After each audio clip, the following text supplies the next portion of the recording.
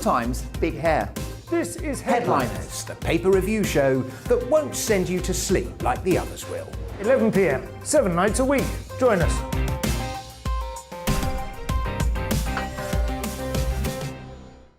Hello there, I'm Eamon Holmes. And I'm Isabel Webster.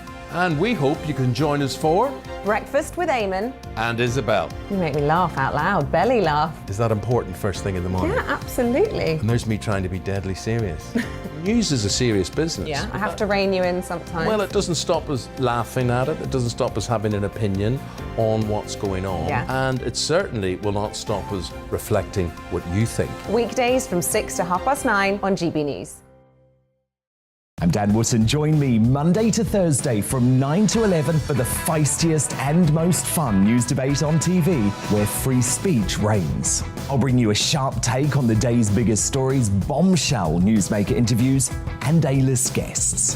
And I guarantee you, no spin, no bias, no censorship, and no reason to go to bed. That's Dan Wootton Tonight, Monday to Thursdays from 9 on GB News.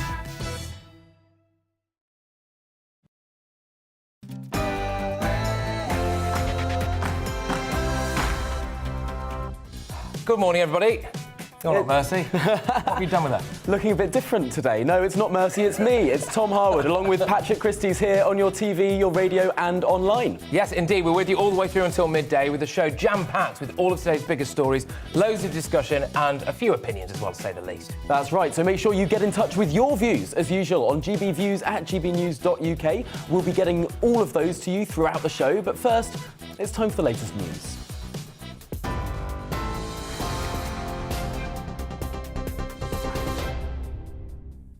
A very good morning. It's just 1 minute past 10. I'm Rosie Wright, here to keep you up to date on GB News. Russian forces are continuing their push into Ukraine, with the conflict now in its 7th day. The Russian Defence Ministry claims troops have taken the port city of Kherson, which neighbours Crimea. UK intelligence shows overall gains from Russia in the past 24 hours, though, have been limited. There have been further attacks in Kharkiv, with police headquarters and a university being hit. Ukrainian authorities say at least 21 people have been killed and 112 wounded in the city over the past 24 hours. The President, Volodymyr Zelensky, says resistance has been strong and Russia has suffered heavy losses. Just think about this figure. Almost 6,000 Russians died, Russian servicemen, within 6 days of war. A figure without enemies' losses during the past night. 6,000. To receive what? To receive Ukraine? It is impossible. It will not happen with rockets. It will not happen with bombs, tanks, any strikes. We are on our land, and there will be an international tribunal to prosecute them for the war against us. Thousands of Ukrainians have said they'll stay and fight to defend their country. That includes the MP, Kira Rudik. We have enough of stuff and we are getting more and more supplies to be able to survive the siege. We understand that Putin has nothing that could stop him except for the bravery of Ukrainian people and the support of our international partners. Ukrainians say Russian troops are deliberately destroying residential areas, but they're standing their ground. Many people in Ukraine, they are strong, they are not frightened, and they are ready to fight till the end, till the last drop of blood, if it will be needed. And yesterday, Russia continued shelling the residential area, so deliberately destroying the houses, and they did it throughout the day and in the night as well. So people were not able to go out and were hiding in the shelters and the basements. The Kremlin says its delegation is ready to resume dialogue with Ukrainian officials this evening after talks stalled in Belarus on Monday. Now, Ukraine's defence ministry said it has evidence that Belarusian forces have been brought into combat readiness close to the border. The president of Belarus denies his troops are preparing to join Russians in Ukraine. The humanitarian crisis is clearly growing. The latest figures show 450,000 people entered Poland and 113,000 crossed into Romania since the start of the invasion. The Shadow Minister for Immigration, Stephen Kinnock, told GB News that the UK needs to step up efforts to help. but it should be as flexible and fast as possible so that people can have their security checks rapidly in Poland and Romania when they come to the British processing centres there. The government has said instead that there should be a community sponsorship scheme in order for people to come in who don't have family reunion. But the problem with that is it can take weeks for these community sponsors to come forward. The owner of the Nord Stream 2 gas pipeline between Russia and Germany has sacked all of its staff after being sanctioned over Russia's invasion of Ukraine. The company, which is based in Switzerland, is considering filing for bankruptcy. That's according to sources quoted by the Reuters news agency. Well, that comes after Germany refused to grant the pipeline final approval last week. Now, in other news now, a 15-year-old girl has been seriously injured in a shooting incident in Liverpool. Merseyside police responded to reports of gunfire in Toxteth just after 5 yesterday afternoon. The girl was taken to hospital and is in a stable condition. A 21-year-old man has been arrested on suspicion of attempted murder. In Australia, Sydney is bracing for dangerous flash flooding after rains in the north part of the country claimed at least 14 lives. The country's Met Office says torrential rain as much as 8 inches is forecast for today and tomorrow. Minor and major flood warnings are in place and tens of thousands of people have fled from their homes. Air pollution targets issued by the World Health Organization could be achieved in the UK by 2030 if environmental policies are delivered on. It's according to a new study commissioned by the Clean Air Fund. Campaigners want the government to provide city authorities with funding and powers to tackle local air pollution. They say it would be win-win, helping to cut infant deaths, reduce coronary heart disease and benefit the economy. We're going to keep you up to date all day here on GB News. Now, let's head back to the point.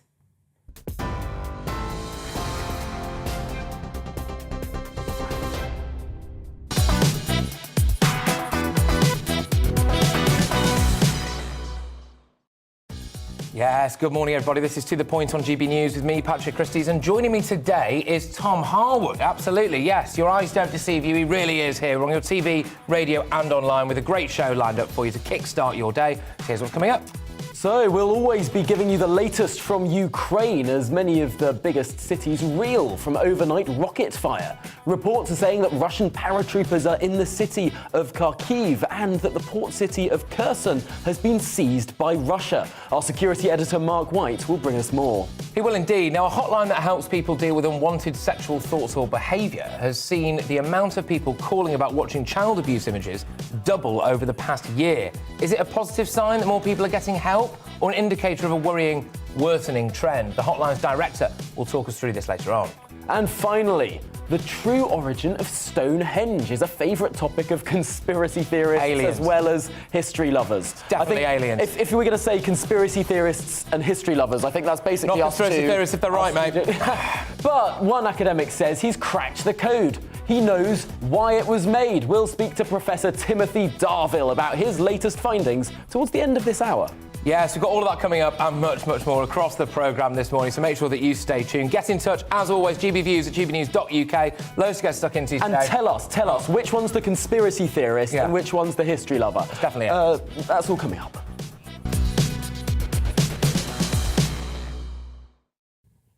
Now, Russia's defence ministry have said that they've seized control of the Black Sea port of Kherson, which could be a major victory for the Russian invasion. This is if it's proven to be true. The mayor of Kherson says that the city is under Ukrainian control still.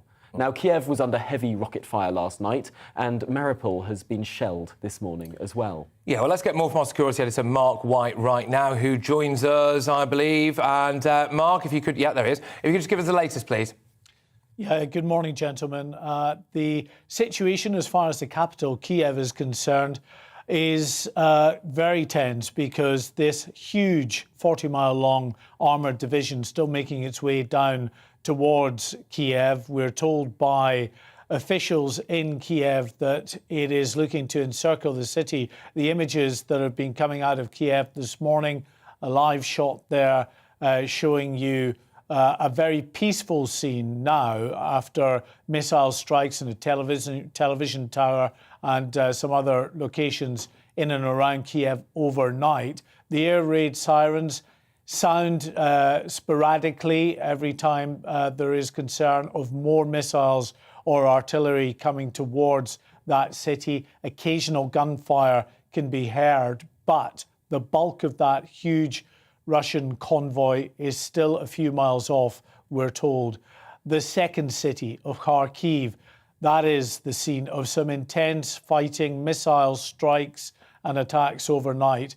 The main university in Kharkiv, and indeed the police headquarters in the city, came under missile attack this morning, burning buildings visible, rubble on the streets. No word yet on the number of casualties. We can expect, though, I think, as the day progresses, that there will be word of people caught up in these explosions. Yesterday, of course, when we had that attack that took place on the administrative headquarters in Kharkiv, there were some 21 people reported dead and 112 injured, both in that building and in residential areas in Kharkiv, which again are continuing to be pounded, it seems, by Russian forces. Now, the Defence Secretary Ben Wallace said that this would not surprise him, that it is part of Russian military doctrine to surround cities and to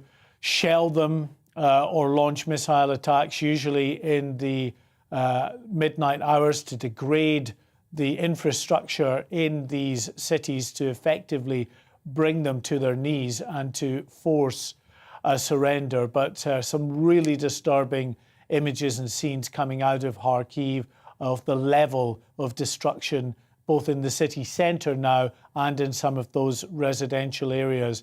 Worrying news also coming out, re Kherson, the city of some 300,000 in the south of Ukraine, which we're told it has been the scene of some very intense fighting overnight. There are Russian troops on the ground, according to multiple sources. The Russian Ministry of Defence claiming it has taken control of Kherson. That is being denied by local officials. The UK Ministry of Defence saying, acknowledging and appearing to corroborate the fact that Russian troops have been seen on the ground inside Kherson, but whether they are in control or not, we don't know. Mariupol, that strategic port city, has also been under fierce attack in recent days. The latest from officials there is it's still under Ukrainian control. And Zhytomyr, to the west of Kiev, well, it has come under attack during the night. A residential area struck, we believe, by one or more missiles.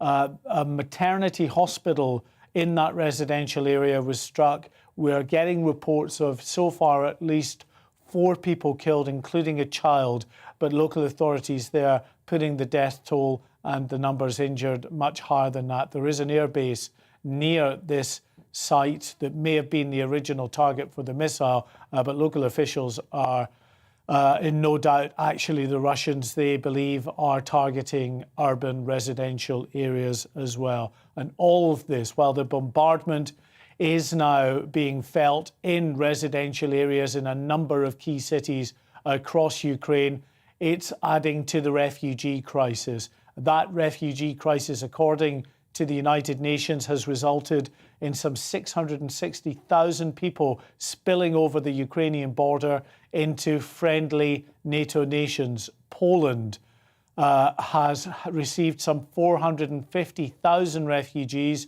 who've crossed the border into that country in the last few days, and still they continue to stream across the border into Poland, into Romania, into Slovakia, into Hungary. There are 7 million at the very least who are internally displaced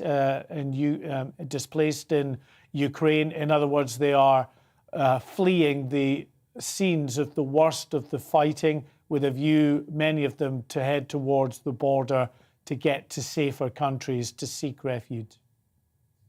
Mark, thank you very much. Mark White there, our security editor, just running you through the very latest that's been going on in Ukraine. Very disturbing scenes overnight, really, and obviously very difficult to verify things on Twitter. Of course it is, in terms of videos, etc., but from what you can see, it's pretty shocking. And I worry sometimes that we're stuck in a bit of a positive feedback bubble when everything that I see on Twitter, all the journalists that I follow, understandably want to share all the good news about the Ukrainian resistance. But that does mean that sometimes this bad news takes us a little bit by surprise because we're only seeing all of the positive stories when actually we know the facts on the ground is that the Russian army is bigger, the Russian army has more equipment and has been preparing for this for months. It's a really very much a David versus Goliath fight. Absolutely. There's kind of a tragic inevitability about what's going to happen in Ukraine, I think, really. I mean, we wish them well. Obviously, we wish them well. I mean, I think if it's fair to say if we had a dog in this fight, it would be the Ukrainians. Of course it is. But I think we do have a dog in this fight, and it is the Ukrainians. But that's the thing. But, you know, the facts are there, and the Russian army is massive, and, and it is overwhelming and could well overwhelm the Ukrainians. Do you feel, Tom, as though the Russians, a lot of the Russian military, knew what they were doing? Do you think they were told the truth? Do you think they were... Because I'm seeing a lot of videos, again, hard to verify, what appears to be, anyway, a lot of surrendered Russian soldiers, as it were, basically saying, like, we didn't know what we were doing. And the Pentagon has suggested, actually, that a lot of these Russian soldiers, conscripts, might I add, because they're not volunteers in this army. Well, they have to volunteer to go to the front line, but to be conscripted into the army, the people in the army, they're conscripts. And according to the Pentagon, some of them have been sabotaging their own vehicles, trying to slow their own advance because they don't want to be confronted by the Ukrainian people. They don't want to be screamed at and shouted at. And in some cases, these confrontations will inevitably turn to violence. And so and many of these, clearly, are scared children. Yeah, they are. You see these videos, right, and it does look like people you went to school with, right? Yeah. Who are just sat there, terrified as well. Look, anyway, let us know what you think about it. Yeah. So GBNews, GBNews.uk. Definitely. Let's move on now to a more domestic issue. Because MPs are set to receive a pay rise of more than £2,000 this year. Now, MP salaries will rise by 2.7% from just over £81,000 to just over £84,000. And that's after the Independent Parliamentary Standards Authority announced it yesterday. What do you make of this? It leaves a bad taste in the mouth. However, it's below the rate of inflation, as far as I'm aware. And it's an interesting job, isn't it, MP? Because do you need to be exceptionally well paid in order to entice the best people possible for that job, right? Because otherwise, a lot of them could just go and earn half a bar in the city every single year. They could be high-flying lawyers. They could be anything, I suppose, really. Is there that trade-off where you have to make them relatively well paid, cracking expensive system as well, of course, in order to entice people who are actually good at the job? Because you lose a lot of your personal life, don't you? You lose a lot of your personal. It's an awful job. Yeah. But it's also an honour because you are there to make the laws that everyone else lives by. It's a curious situation because, of course, it didn't used to be a job. It didn't really used to be seen as a job. And in many ways, the House of Commons acts as if it's sort of like a very posh private members club, a very exclusive private members club. Well, you know a lot about that. I'm not a member of any private members club, sadly. But the freedom of the City of London there, aren't you? There is actually a club that goes along with that, but I haven't joined. You have to pay them money. Good of you. But on MPs' pay, it's really interesting because every single time this happens, there's outrage, there's people screaming about it. Even in the case now, 2.7% increase is less than inflation. If this were nurses getting a 2.7% increase, all the newspapers would be saying nurses' pay cut. Yeah. And yet we're describing it as an MP pay rise, despite it being lower than inflation. Surely this is an MP pay cut. Yeah, it sticks in the craw, though, doesn't it? Because at the same time, obviously, we've got this cost of living crisis. I mean, the energy bills are going through the roof, gas, etc., fuel, just general, really, everything. I think we all probably just feel a bit skint than we did a couple of years ago, right? And so, actually, it does stick in the craw, doesn't it? It's bad timing. And I believe, does it come into force on April Fool's Day, which I think is a fantastic time to bring it in. I think it's early. Well, the start of the tax year is April the 6th, isn't it? So it might well be then. But who knows? Let's get your views on this. Do email in gbviews@gbnews.uk. We'd love to hear what you think about MP pay. Should they be paid at all? Is there a better system? There's one that I heard from the Taxpayers Alliance, which was link MPs' pay to GDP. GDP goes up, MP pay goes up, GDP goes down, MP pay goes down. So they've got an incentive to make sure this country flourishes as well. Exactly. Otherwise they lose their money. Yeah, right. I think it's not a bad idea. No, I quite like that sword of Damocles hanging over an MP's head, actually. Yeah. Make us richer, otherwise you lose your cash. Yeah, if you're bad, we ruin you financially. Anyway, right, OK. Yeah. Anyway, moving on, of course, after the break. A very serious story. Very serious story, shifting tone, ladies and gentlemen. Child protection charity has more than doubled last year. Calls to it, have more than doubled last year as callers seek advice on how to stop themselves and others viewing images of child abuse. We'll be talking about that in just a few moments. Hello again, I'm Aidan McGivern from the Met Office. A damp and gloomy day for most of us as a band of rain moves north, bringing extensive low cloud and hill fog, but it stays mostly dry and bright for the far north of Scotland as the influence of high pressure gradually moves to the east. Here's the weather front, meanwhile, moving up from the south. Nothing particularly heavy associated with this. It's mostly light and moderate outbreaks of rain pushing into central and southern Scotland, Northern Ireland, Northern England by the afternoon, and remaining generally gloomy and damp across the rest of England, much of Wales as well. Something a little drier and brighter for the east and southeast of England, and it's mild in the southwest, 11 to 13 Celsius, but it's also mild in the north of Scotland, where we keep the sunshine through the afternoon, and 10 or 11 Celsius possible here. But the rain pushes into the north of the mainland by the evening. It's a windy evening for many, especially western Scotland, with the risk of gales in exposed spots. The rain arrives into Orkney, but Shetland stays clear overnight. And for much of the UK, with the extensive low cloud and those outbreaks of rain continuing, it is a mild night, a frost-free start to Thursday, but a damp and gloomy start once again. This time, some heavier and more persistent rainfall pushes into western Scotland, western England and Wales, moving slowly into central parts by the afternoon. Meanwhile, it's a much brighter day for East Anglia in the southeast. Sunshine here, 11 to 13 degrees, and it does brighten up across Northern Ireland, West Wales, southwest England by the afternoon as well. Most places seeing highs of 9 to 12 degrees. The band of rain slowly moves east during Thursday night, and it's really going to stall across eastern parts of the UK on Friday whilst brighter weather arrives into the west. Gradually, the weekend does turn drier and a little brighter. There'll be some sunshine around with highs of 8 or 9 Celsius.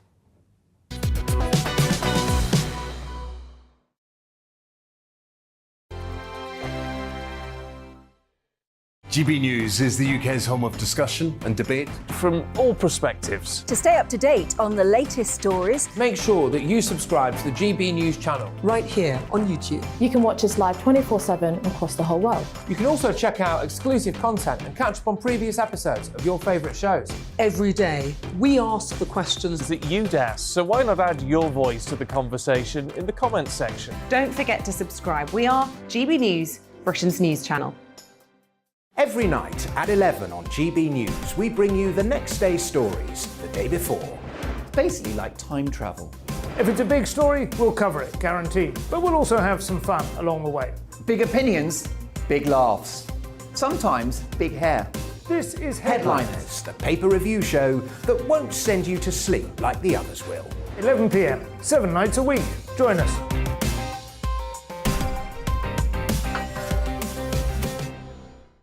Hello there, I'm Eamon Holmes. And I'm Isabel Webster. And we hope you can join us for Breakfast with Eamon and Isabel. You make me laugh out loud, belly laugh. Is that important first thing in the morning? Yeah, absolutely. And there's me trying to be deadly serious. News is a serious business. Yeah, I have to rein you in sometimes. Well, it doesn't stop us laughing at it. It doesn't stop us having an opinion on what's going on. Yeah. And it certainly will not stop us reflecting what you think. Weekdays from 6 to 9:30 on GB News.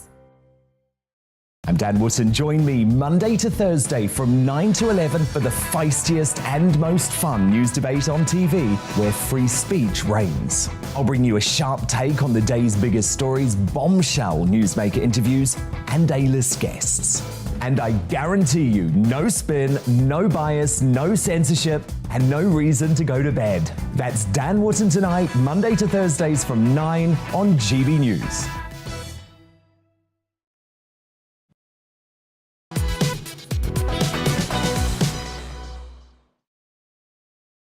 Yes, good morning, everybody. It's 10:23 in the morning. This is To The Point with me, Patrick Christys. In the morning? When else would it be? Well, there's two... Right, mate, when's Mercy? There when's are Mercy two back? 23s, but my gosh. Is Mercy back tomorrow? Sick of it. Anyway, right, yes, hello, this is Tom Harwood. And I'm Patrick Christys. We're live on your TV, online, and on the radio this morning. OK, right, shifting tone here, ladies and gentlemen. Very serious story, this now. So, yeah, moving on from all that laughter, I suppose. Right. The number of people seeking help to stop themselves, or others indeed, from viewing child abuse images online more than doubled last year. Last year, over 165,000 people contacted the hotline Stop It Now by phone or online with concerns about their own behaviour or that of someone close to them. This is over double the number from the year before, which was just over 79,000 people. So people seeking help said that increased isolation, unemployment, and were viewing excessive amounts of pornography, and these are all contributing factors to their pattern of behaviour. Well, the Stop It Now helpline is the UK's first confidential and anonymous helpline that specifically supports people who are worried about their own or someone else's sexual thoughts, feelings and behaviour towards children. Its director, Donald Findlater, joins us now. Look, thank you very, very much for joining us. Look, from an outsider's perspective, this seems like an absolutely astonishing number of people, I suppose you could say, with a problem relating to children. Absolutely. It's a staggering number, but we've not reached the top of it yet. So the reason we've had this large increase is partly COVID, but it's also partly we've been busy trying to make ourselves visible as an organisation to the population that needs to contact us. Child sexual abuse is a concern for most people across the country. The trouble is it operates at a scale that is vast. And the viewing and sharing of sexual images of children is part of that problem.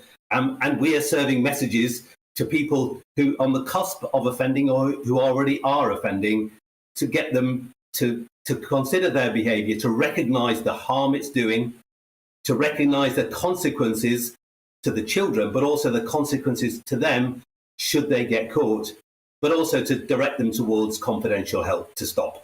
Because we know, I've been working in the area of sex offender treatment since the late 1980s. We have ways of helping the people reduce and cease those interests. And we need to make sure we get messages to the people behaving badly online right now to make sure they know help is available and that they're challenged about what they're doing so that they stop. Some of them won't stop. I'm very clear about that. Some of them aren't interested. When I finish with yourselves, I'm back to a meeting with National Police about how they strategy to actually arrest the most serious, dangerous offenders. But we also want to get messages to friends and family, as you've indicated, because if friends and family are worried about what a loved one is doing, we need them to know that we're here, to know that they can phone up in confidence to get advice about what on earth do I do now. I suppose this is a real moral quandary for you sometimes, because it's understandable that we want people to change their behaviour, but if you're talking to someone who's accessing that kind of material, do you not feel a bit of an obligation to, as you're meeting the police later today, where does that line get drawn? At what point do you say, actually, treatment's not the way to go here, this person needs locking up? Yeah, look, fair point. To be very candid, I mean, we set up Stop It Now in 2002 and we modelled ourselves on Childline. Childline is a confidential helpline. So when people call the confidential helpline called Stop It Now, or people contact us on Get Help, those contacts are confidential to the extent that we invite people not to tell us who they are.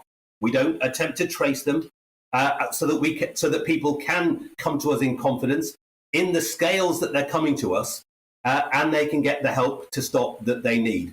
But you're right, if we know who somebody is, so if we have their name, their phone number, their email address, those kind of information, and the child's at risk or a crime is being committed, we pass that information on. We're very clear to callers, we're very clear online that if we have identifying information, a child is at risk or a crime is being committed, we pass that information on. Of course. Now, what impact did lockdown have? Has it had an impact? It massively has had an impact. And I think the whole of the child protection kind of industry understands the impact it's had, impact on children, because children were not at school. And I think important for the public to recognise that many, in fact, probably most referrals when a child is at risk or a child's being harmed sexually or otherwise, most of those referrals are made from schools. So if a child is not going to school, there's no people there to notice that that's what's happening. So children are at home, children may be being harmed. There is no one outside of the home to notice. And frankly, a lot of that harm is happening within the home, whether it's through loved ones in the home or indeed online. And what we've seen is that more and more children going online.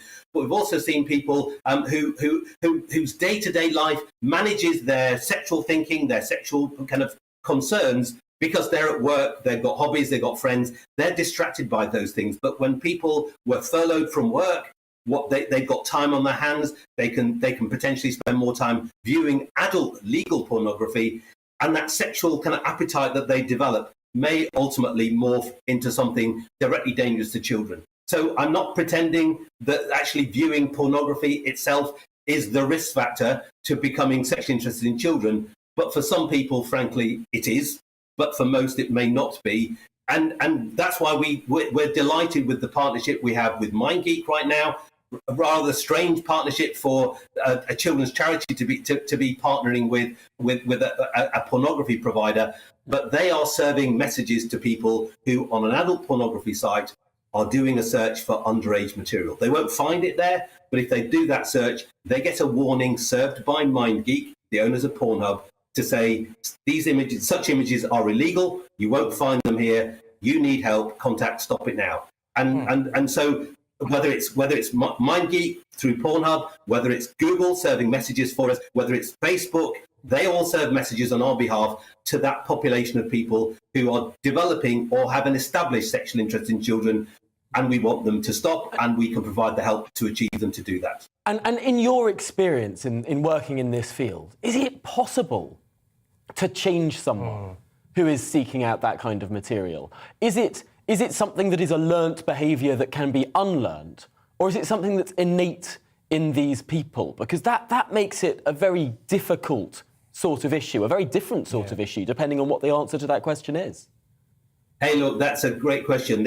And in my world, there is an ongoing debate about what the different interventions need to be for the different populations. I think it's important to recognise that the online environment has changed access to this sexual material in a way that we'd never anticipated. The scale of viewing of sexual images of children is vast across the UK, but also across the globe. Most of those people do not start out essentially as paedophiles. We can use that word. It's not one that I use in my everyday lexicon because that's often not helpful. But these people do not have a long-standing existing sexual interest in children.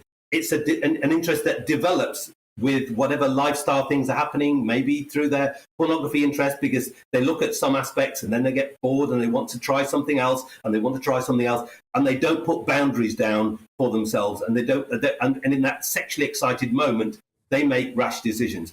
There's no excusing anybody from viewing sexual images of children online, but that's not the entrenched paedophile that the public might be thinking about.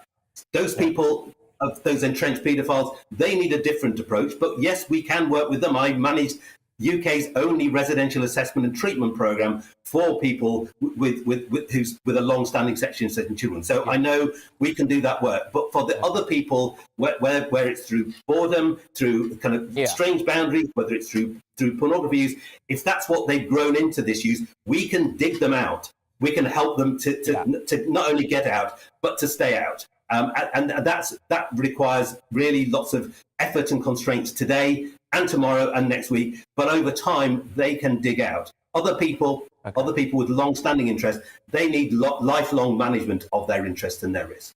Indeed. Donald, thank you very much. Really fascinating point that at the end, actually, really, and it's an important distinction, isn't it? Keep up the good work. Thank you very much for everything that you're doing. Of course, Donald Van Handler there, who was Director of Stop It Now. Exactly. Stop It Now. Yes, is the service. Yes, indeed. Right, well, look, after the break, we examine the origins of Stonehenge aliens and a professor who says he knows why they were built. But before that, a look at this morning's news.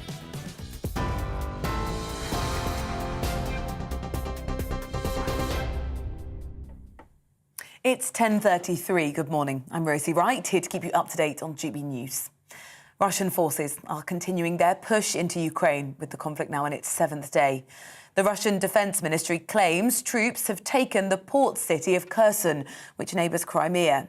The UK intelligence shows overall gains from Russia in the past 24 hours, though, have been limited. There have been further attacks in Kharkiv, with the mayor saying it's regularly being hit by rocket and airstrikes. A police building and a university were struck this morning. Ukrainian authorities say at least 21 people have been killed and 112 wounded in the city over the past 24 hours. The mayor says the city is being... President Volodymyr Zelensky says resistance has been strong and Russia has suffered heavy losses. Just think about this figure. Almost 6,000 Russians died, Russian servicemen, within 6 days of war.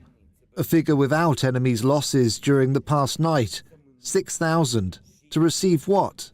To receive Ukraine? It is impossible. It will not happen with rockets. It will not happen with bombs, tanks, any strikes.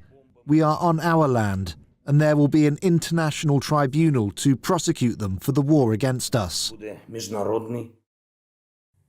latest figures show more than 450,000 people have entered Poland and 113,000 have crossed into Romania since the start of the invasion. US aeroplane manufacturer Boeing is the latest company to take action against Russia, suspending parts and maintenance for the country's airlines. Google has blocked mobile apps connected to news channels RT and Sputnik, and Apple has halted the sale of its products and restricted its map services. Ford has also interrupted its operations. We will keep you up to date here on GB News. We're on your TV, online and your DAB+ radio. Don't go anywhere. To the point, we'll be back in a moment.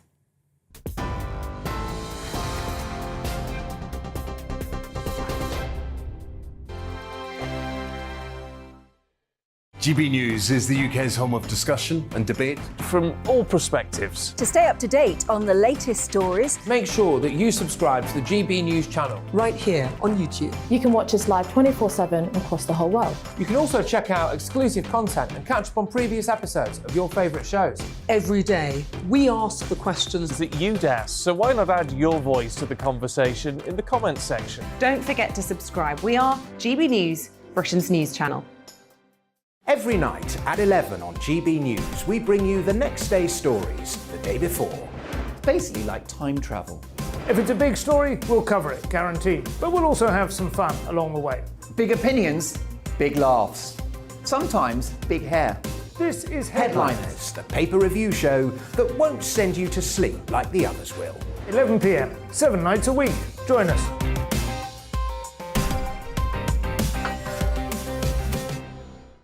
Hello there, I'm Eamon Holmes. And I'm Isabel Webster. And we hope you can join us for Breakfast with Eamon and Isabel. You make me laugh out loud, belly laugh. Is that important first thing in the morning? Yeah, absolutely. And there's me trying to be deadly serious. News is a serious business. Yeah, I have to rein you in sometimes. Well, it doesn't stop us laughing at it. It doesn't stop us having an opinion on what's going on. Yeah. And it certainly will not stop us reflecting what you think. Weekdays from 6 to 9:30 on GB News. I'm Dan Wootton. Join me Monday to Thursday from 9 to 11 for the feistiest and most fun news debate on TV, where free speech reigns. I'll bring you a sharp take on the day's biggest stories, bombshell newsmaker interviews, and A-list guests. And I guarantee you, no spin, no bias, no censorship, and no reason to go to bed. That's Dan Wootton tonight, Monday to Thursdays from 9 on GB News.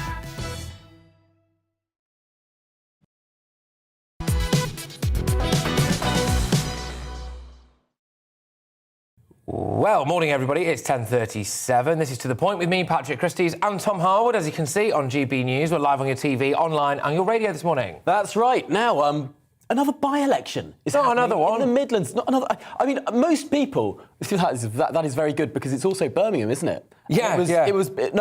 Brenda, It was Brenda from Bristol, not Brenda from Birmingham. Oh well, some people will have absolutely no idea what we're talking about. But no, a by-election is happening tomorrow. It really sprung up on many people because, understandably, the news agenda has been elsewhere in the last few days. But no, it's happening in Erdington, in Birmingham. It comes after the death of the Labour MP Jack Dromey. Very sad, sudden death. He died in January.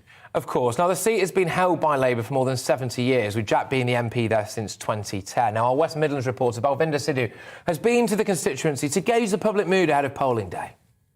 Cost of living and regenerating the high street are some of the key areas people in Erdington want their next MP to focus on. A by-election has been triggered following the sudden death of Labour MP Jack Dromey. He was the MP here for 12 years. Since this seat was created in 1974, it has always delivered a Labour MP. In the last general election in 2019, Jack Dromey saw his majority reduced to 3,601 votes. Some credit his popularity as the reason why Labour has held on to this seat. More than half of the population here voted to leave the European Union in 2016. So could this so-called safe seat now switch hands? Well, I used to be Conservative, then I moved to Labour. But I think I'm moving back now because not a lot being done. Well, I don't know. We're thinking about it at the moment.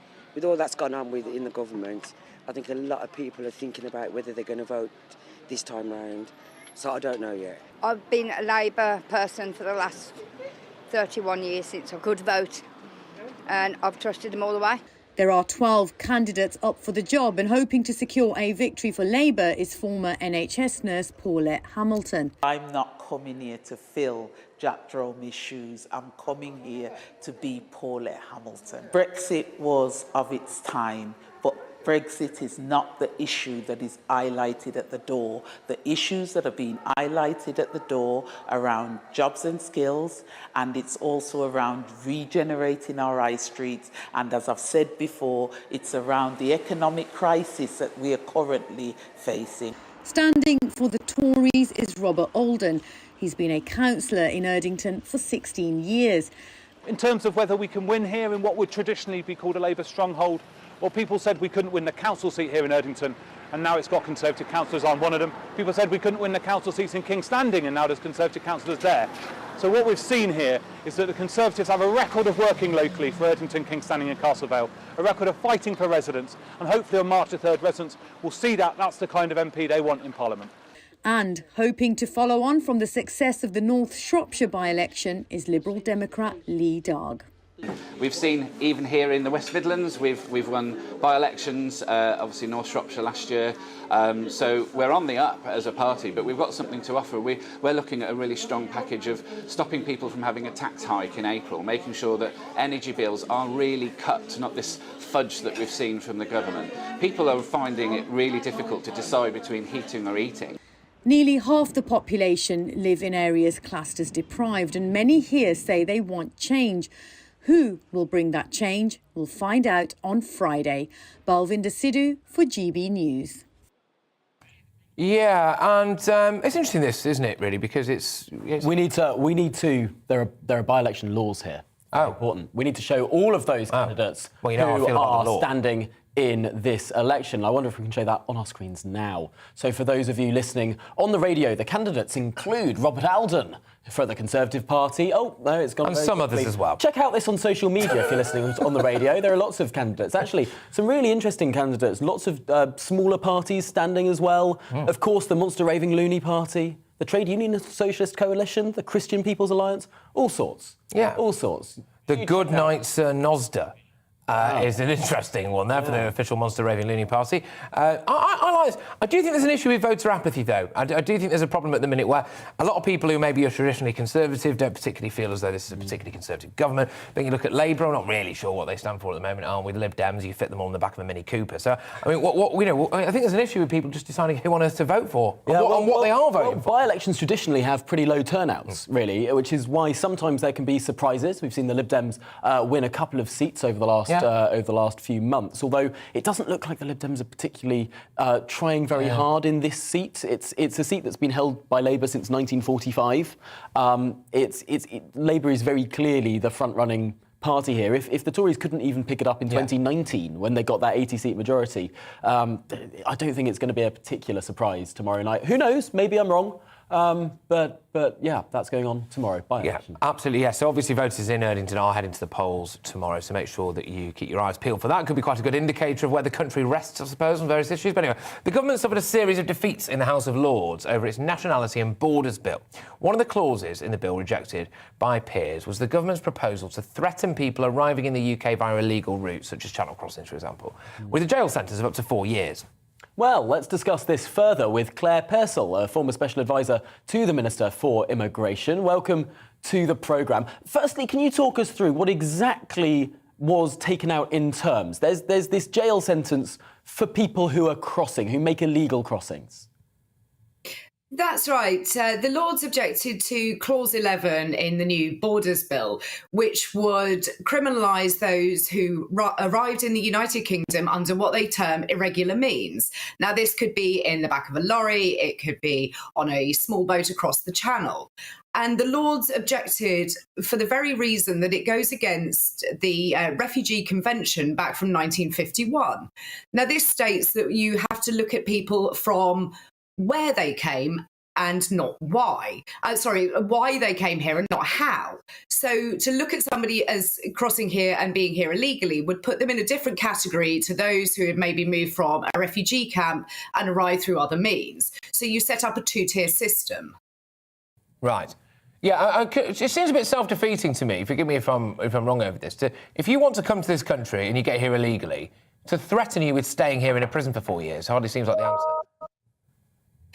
Well, that's quite right, because what would you do with that person afterwards? You're not going to return somebody to, for argument's sake, say, Afghanistan. We wouldn't return there because people's lives are at risk, and you just don't do that. And the same with places like Sudan and Eritrea. So I'm not sure how you would get round this. So you would put them in prison, they would still be here illegally, you may not know exactly who they are, and they've got no documentation in which to send them home. So essentially you would be housing them for a few years and then they would start their asylum application. I don't think this makes sense in any way, shape or form, and I'm glad the Lords have rejected it. Interesting. So is it your assessment then that the government might actually change tack on this? Because we've seen an increasingly empowered and emboldened House of Lords that, of course, doesn't reflect much at all about the country. The House of Lords is stuffed full of over 100 Lib Dem peers that were created under the coalition. It's full of many people appointed under previous governments. The Conservatives do not have a majority in it. Many crossbench peers as well. Is it right that a House of Lords amendment could change government policy like this?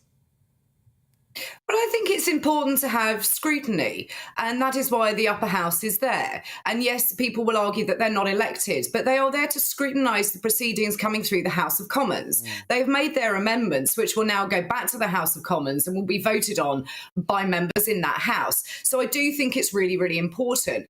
And I think that some of the amendments that they make are very sensible. And I know there are a number of MPs from across the House that would support the removal of Clause 11. So I do think it's a vital service that they're performing. Yeah, I think, well, it is, obviously, it's a core function of who we are as a country and the way that we legislate, etc. Of course it is. I think it sticks in the craws somewhat when you do see some of them asleep on the benches, but it's a little bit of a lazy trope, that, isn't it, to be fair? But, it has happened. I mean, the footage of it, and it is a great watch, actually. I would highly recommend. But look, do you think, though, that with this now, this is just a desperate attempt by the government to try to be seen to be doing something about illegal immigration? If we'd have done something sooner, we'd have more room for Ukrainian refugees, wouldn't we? Well, I think that's always the problem, that you always come across that something needs to be done attitude. And unfortunately, they have grasped on this as something that will be done. It doesn't make sense. It doesn't solve your problem. There are other ways of looking at it.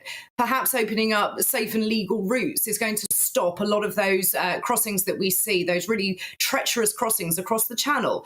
If you have centres set up abroad, you look at refugee camps in other countries and have a proper system to look at these people, to look at the security concerns and the identity concerns of people, then perhaps our asylum system would be a lot better and you wouldn't see as many crossings as we've seen over the past 18 months. OK.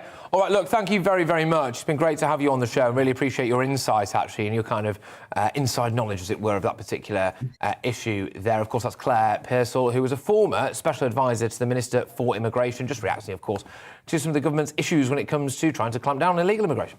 Right, well, turning on to another very important issue, clearly. We do the biggest stories here on To The Point. Massive. We all know Stonehenge. Stonehenge, the prehistoric World Heritage Site of megaliths. Aliens. Megaliths, love that word. Constructed between 3000 and 2000 BC. But none of us really know who built it, how they built it, and why they built it. Each stone is 13 feet high, 7 feet wide, and weighing around 25 tons. Theories of its construction and function range from a pagan burial ground, a Stone Age concert venue, really, really, or the concert. That's less believable than aliens. I don't know. Well, I suppose it doesn't necessarily mean that they have electric guitars, does it? No. It could just be sing-song. Or that it was built by. I'm not going to read that. You can read this next. Or that it was built by ancients, aliens, or wizards. I mean, I have no words. Who wrote that? Anyway. But according to the new research, wizards. According to the new research, the Stonehenge monument was actually built by our Neolithic ancestors as a sort of calendar, right? So Professor Timothy Darvill of Bournemouth University said the way the sun hits the site during the summer and winter solstice indicates its function as a rudimentary solar calendar, helping people keep track of the months and the days by way of its 30 stones. And I believe Professor Timothy Darvill himself, the man himself, joins us now. You've cracked it, haven't you? But we can park the idea that it's aliens and wizards. Actually, it's something much more serious. We definitely need to park the idea it's aliens and wizards. I think we must leave that to one side. But yeah, as you say in your introduction, there's so much to know about Stonehenge. It's one of those places that attracts so much attention, so much interest. And we've been working on it for quite a few years now. I'm lucky enough to have been able to excavate there back in 2008, and we've been working on the material that we collected at that time and put it together. And so this idea about the calendar is something which has come out of that chain of research. And people have been struggling to find a calendar at Stonehenge for a long time, maybe for the pop concerts that you mentioned, maybe for some of the other kind of events. But, you know, Neolithic people, like people today, you need some sort of structure to your life. You need some indication of when you've got to be at the right place at the right time to do things. So it's not surprising. So it's rather exciting. But Stonehenge is 5,000 years old. We have had several thousands of years of civilization in this country where we've written things down, where we've had historians, where we've been going through. Why is it only now that we're finding out this was a calendar? If this was such a good calendar for people 5,000 years ago, and they could read it, why haven't we been able to read it until right this moment? Well, the irony is that a lot of what they had in their calendar, we've still got in ours. I mean, yeah, 5,000 years is a long old time, as you rightly say. And things have changed a little bit over that time, and people have fiddled with the calendar to create what we now have. But many elements of that calendar are quite familiar to us. It's a solar calendar. That's what we use today. That's a solar calendar that we have at the moment. And at Stonehenge, the arithmetic is quite simple.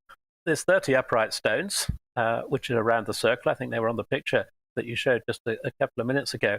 And those provide the 30 days of each month. And so you do 12 cycles of that circle, each stone representing a day in the month. You do 30 cycles, you get 360 days. Beautiful. You need another 5. Well, there's 5 trilithons in the middle, and traditionally this is often referred to as an intercalary month. It's an extra month, which is a special month, often dedicated to the gods, and that's what we seem to see at Stonehenge. That gives us the 365 days. How does it start and finish? Well, in your introduction, you mentioned the solstices, and that's absolutely right. Stonehenge is orientated towards the winter solstical sunset towards the southwest and the summer solstice sunrise towards the northeast. That's the main axis. So it's a lovely perpetual calendar because it actually starts, or you can rejig it every year. Do you remember at the beginning of every year these days on the news, perhaps you, the people who announce it, they say, oh, we're going to add a few seconds here or add a few seconds there to bring the years into line. Well, Tom Harwood normally waffles on during the briefing, and I have to lose a few seconds of my show this morning. But, that's brilliant. Seriously, it can happen at Stonehenge. Yeah, exactly. I'd personally be very happy for Tom to go and broadcast live from Stonehenge. But is there still a mystery as to actually how the stones got there? I mean, look, I only know from various things I've seen on YouTube and stuff like that, right? So, but is there not a mystery around that? It's bad to say we're starting to solve that problem too. There's two kinds of stones at Stonehenge, two main kinds. The so-called sarsen stones, which are the really big ones you mentioned, and those are the ones which are forming the calendar, which we're talking about today. And they come from a place called West Woods, just up near Marlborough, and we did some work about a year or so ago with David Nash from Brighton University, and we tracked all that down, and that's all nice and secure.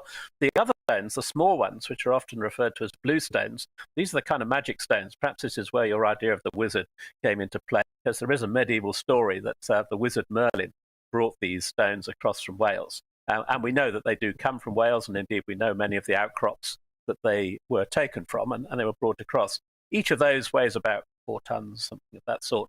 Rather smaller than the massive Wales is quite a long way away from Stonehenge, isn't it? It certainly it's quite is. a long way away, and there's no river running from it, or there are no waterway. I mean, it's pretty extraordinary that these. It's a long old way to carry them, but carry them they did. They must have really loved their calendars. They certainly love their calendars. I think that the small stones from Wales are not part of the calendar; they're part of the power of Stonehenge. There, you can really think about why you go to Stonehenge, and of course it's for ceremonies and festivals and perhaps healing rituals, all the sorts of things that we were just talking about, and which people actually still go to Stonehenge for 5,000 years later to this day. Indeed. Well, look, thank you very, very much. And well done for finally cracking the code. I was going to put a tinfoil hat on, but it turns out I don't need to. You're the man with all the answers. Professor Timothy Darvill there, of course, who basically has figured out Stonehenge. Well done you. Your life's work is complete. You can now retire in peace. So well done. Thank you for joining us. Right, we're going to go to a few. Do you know what? Just about Stonehenge. It was built. Here we go. It was built in this country. I mean, sure, impressive, heavy, right? I mean, it's not very impressive, is it? It's some stones. At the time we did Stonehenge, the Egyptians were building the Great Pyramid of Giza. Yeah. I mean, it's a bit pathetic, isn't it? Well, I mean, I wouldn't certainly be the one to go on national television and call an iconic piece of our cultural history pathetic. But I do think it causes massive traffic jams. And indeed, we've had Dave on who says raise it to the ground. And that's Dave's view. So, we're perfectly entitled to all of those opinions. Just on those views, I think we've got time for just maybe one or two of them, just to keep you interested. GBViews at gbnews.uk. Read them. Yeah, we do, actually. Yeah, even the mean ones. And yes, right, OK, so lots of people going on about Ukraine. Don't give them an citizenship. That's from John. OK, fair enough. Taking quite a dim view of refugees there, I suppose. And yes, a lot of that is going about at the moment. And a lot of love for what is being called a dynamic duo, Tom, you and I. I mean, dynamic. I'm lost for words. Less dynamic there. Clearly, that's the end of this. You've had your hour. No, we'll be back after these messages. Hello again, I'm Aidan McGivern from the Met Office. A damp and gloomy day for most of us as a band of rain moves north, bringing extensive low cloud and hill fog, but it stays mostly dry and bright for the far north of Scotland as the influence of high pressure gradually moves to the east. Here's the weather front, meanwhile, moving up from the south. Nothing particularly heavy associated with this. It's mostly light and moderate outbreaks of rain pushing into central and southern Scotland, Northern Ireland, Northern England by the afternoon, and remaining generally gloomy and damp across the rest of England, much of Wales as well. Something a little drier and brighter for the east and southeast of England, and it's mild in the southwest, 11 to 13 Celsius, but it's also mild in the north of Scotland, where we keep the sunshine through the afternoon, and 10 or 11 Celsius possible here. But the rain pushes into the north of the mainland by the evening. It's a windy evening for many, especially western Scotland, with the risk of gales in exposed spots. The rain arrives into Orkney, but Shetland stays clear overnight. And for much of the UK, with the extensive low cloud and those outbreaks of rain continuing, it is a mild night, a frost-free start to Thursday, but a damp and gloomy start once again. This time, some heavier and more persistent rainfall pushes into western Scotland, western England and Wales, moving slowly into central parts by the afternoon. Meanwhile, it's a much brighter day for East Anglia in the southeast. Sunshine here, 11 to 13 degrees, and it does brighten up across Northern Ireland, West Wales, southwest England by the afternoon as well. Most places seeing highs of 9 to 12 degrees. The band of rain slowly moves east during Thursday night, and it's really going to stall across eastern parts of the UK on Friday whilst brighter weather arrives into the west. Gradually, the weekend does turn drier and a little brighter. There'll be some sunshine around with highs of 8 or 9 Celsius.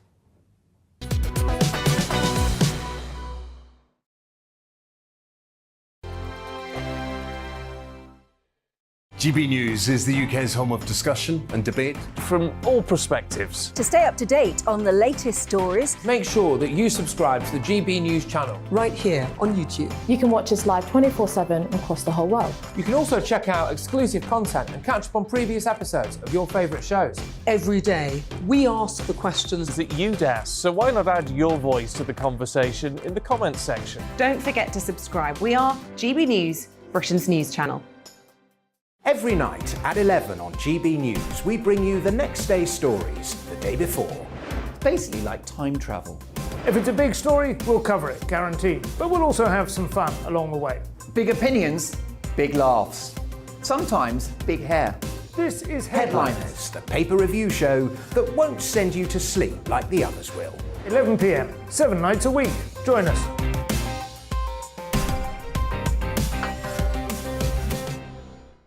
Hello there, I'm Eamon Holmes. And I'm Isabel Webster. And we hope you can join us for Breakfast with Eamon and Isabel. You make me laugh out loud, belly laugh. Is that important first thing in the morning? Yeah, absolutely. And there's me trying to be deadly serious.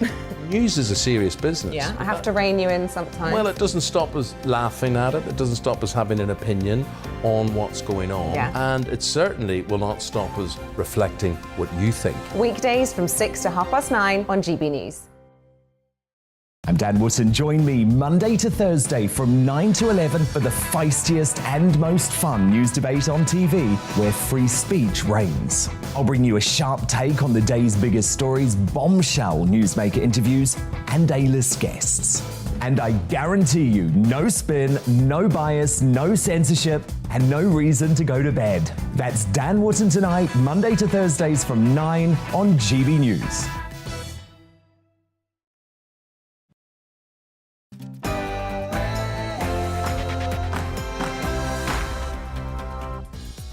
Yes, well, good morning, everybody. This is To The Point on GB News with me, Patrick Christys, and Tom Harwood. Hello. Who's done something with Mercy. Where is she? Do you know what? I actually have literally no idea where Mercy is. All I know is that I am in her space for today. Indeed. Indeed. Well, there we go. We're here all the way through until midday, so we've got another hour for you. So jam-packed, bigger stories, loads of discussion, and our opinions as well. And make sure you get in touch with your views. Get in touch as usual on GBViews at gbnews.uk. We'll be reading some more of those out over the next course of the next hour. We'll be getting throughout the show all of those opinions. But first, before we get to that, let's hear the headlines.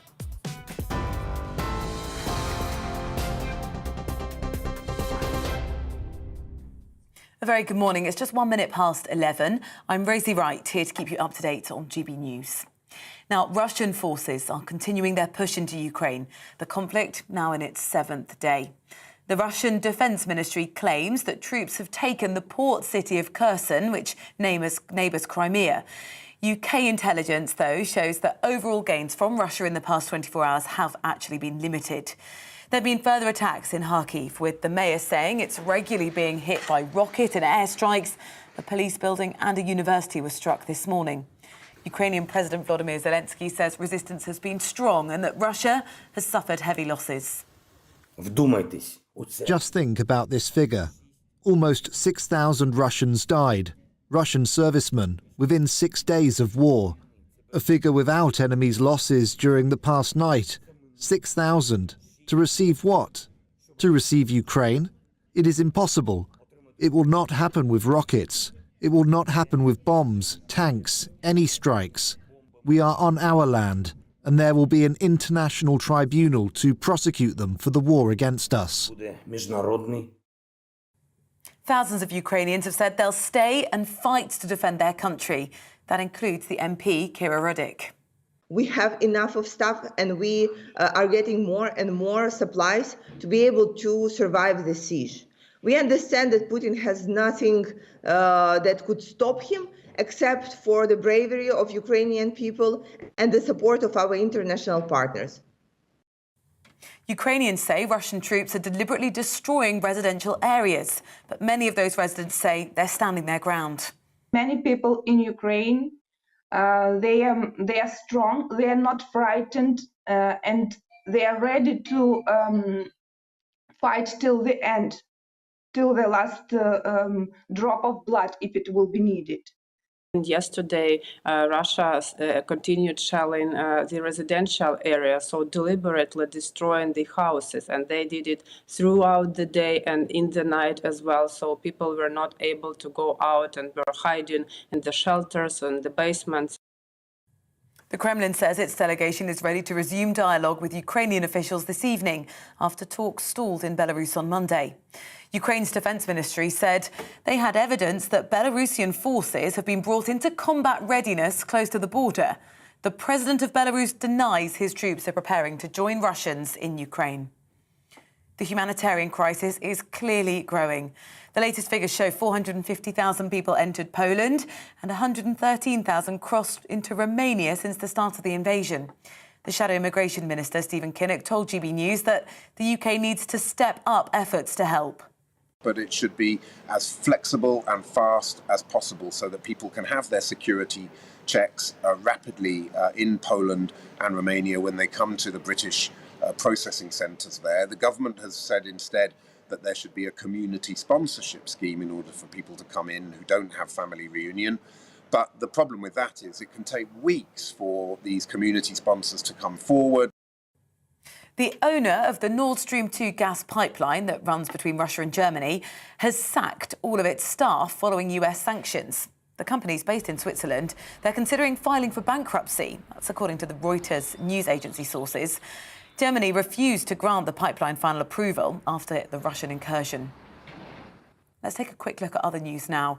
A 15-year-old girl has been seriously injured in a shooting in Liverpool. Merseyside police responded to reports of gunfire in Toxteth just after 5 p.m. yesterday. The girl was taken to hospital and is in a stable condition. A 21-year-old man's been arrested on suspicion of attempted murder. In Australia, tens of thousands of people have fled their homes following warnings of extreme weather. 14 people have died since the worst floods on record hit both Queensland and New South Wales. Brisbane received 80% of its average annual rainfall in just a few days. Sydney is bracing for torrential rain and flash floods. The Clean Air Fund says the UK could meet air pollution targets by 2030 if environmental policies are delivered. Campaigners want the government to provide city authorities with funding and powers to tackle local air pollution. They say that will be win-win, helping to cut infant deaths, reduce coronary heart disease and benefit the economy. You're up to date on GB News. I'll bring you any more developments as it happens. Now, let's return to the point.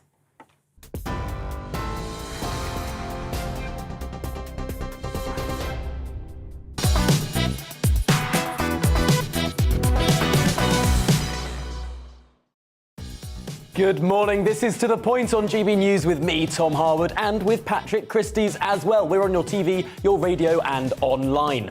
We are indeed. I just can't help but notice, Tom, that you're much more illuminated than I am. It feels like I'm... Do you know what else, Patrick? I'm also slightly taller. Well, that's because of the chair. That's because of we can all play that game. Anyway, right, OK, we've got a great show lined up for you in this final hour anyway, and hopefully we'll manage to get through it. So here's what's on the menu. Absolutely. On the 7th day of fighting in Ukraine, reports are suggesting that Russian paratroopers have landed in Kharkiv and the 40-mile-long convoy is within sight of Kyiv. We will give you more on the latest from Ukraine with our security editor, Mark White. Former commander in Afghanistan, Colonel Richard Kemp, will give his take as well. Yes, indeed. Now, a former detective chief inspector in the Metropolitan Police also joins us to discuss whether MPs are right in saying that there is a culture of obstruction in the police that has sunk investigations. Really interesting story, that. And finally, the UK's Shetland Islands look set to be the home of a brand new spaceport. I love space. We will ask a space expert and Shetland Islands MP what this will mean for jobs, for science and for Britain. I genuinely really love space. You all right, mate? It's one of my favourite things. OK, right. Yeah, there we go. That's weird. Right, we have all of that coming up and much more across the programme. And, of course, you can get in touch as well with your views, GBViews at gbnews.uk. Thank you, everyone who has been getting in touch. We will go to those shortly. Stay tuned.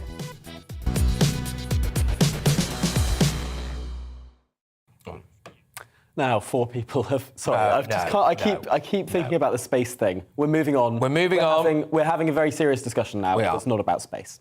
Now, 4 people have been killed by Russian shelling this morning, of course, in the eastern city of Kharkiv, according to emergency services. Firefighters are still attempting to tackle blazes at university buildings and police stations, which are hit, of course, by missiles hours ago. Let's get the very latest now from a very, very serious issue, of course it is, from our security editor, Mark White. Mark, thank you very much for joining us. Just fill us in then, please. So what's the very latest? Yeah, good morning, both. The latest is that the Ukrainian President, Volodymyr Zelensky, has just had a telephone conversation with British Prime Minister Boris Johnson, talking about the latest unfolding situation on the ground, what he can do to help. That is the British Prime Minister, with the growing crisis there, with cities coming under a number of missile and shelling attacks from Russian forces. Britain, of course, is increasingly supplying weapons and supplying medical assistance to Ukraine. Now, in the capital, Kiev, it is fairly quiet this morning, but the live images that we have of Kiev show that occasionally the air raid sirens are going off, and we're told from the mayor of Kiev that Russian forces are continuing to head down towards the capital city and to surround the capital with a view to, according to the Ukrainian authorities, either moving on Kiev or placing Kiev under siege. So a huge 40-mile-long convoy making its way towards the Ukrainian capital. Now, in the second city, Kharkiv, you saw the images just before of that shelling.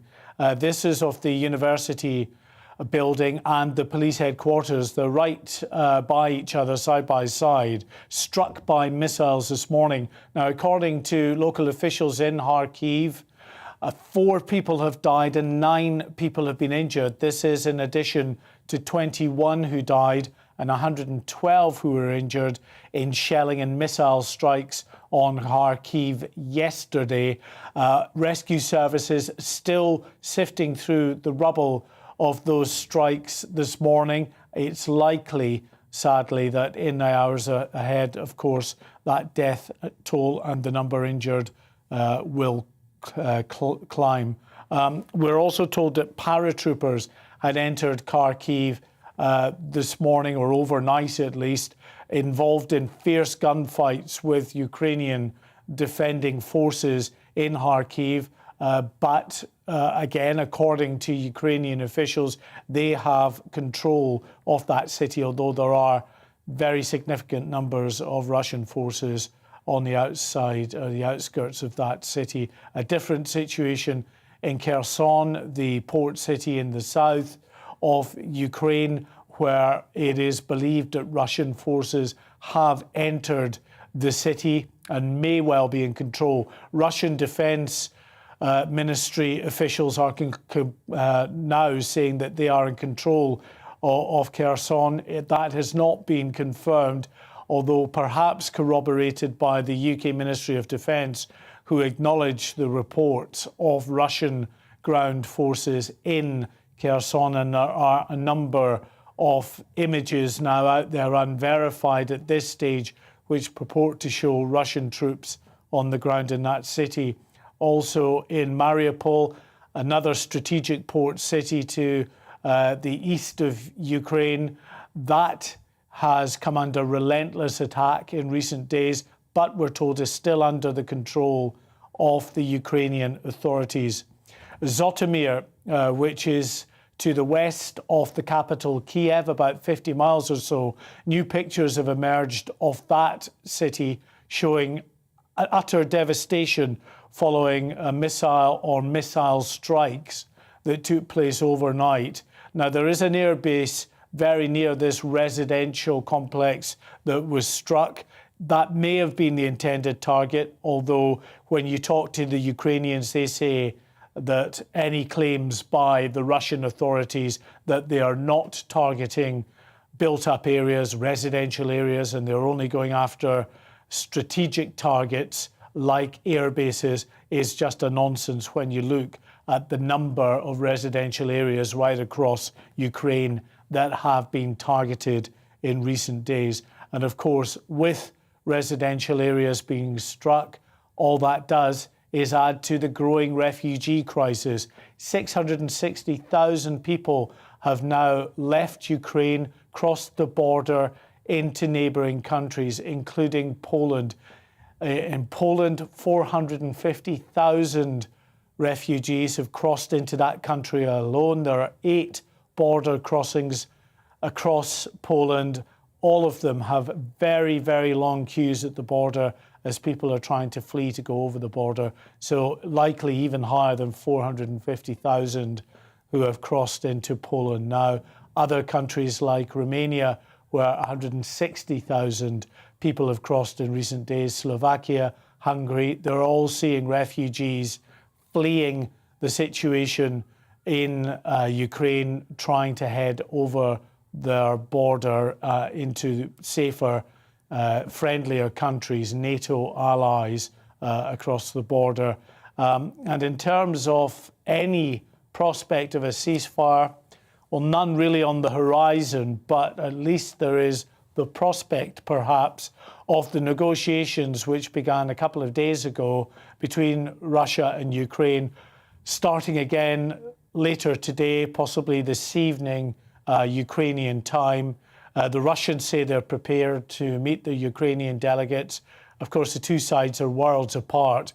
Russia wants Ukraine to disarm and to claim neutrality, not join NATO.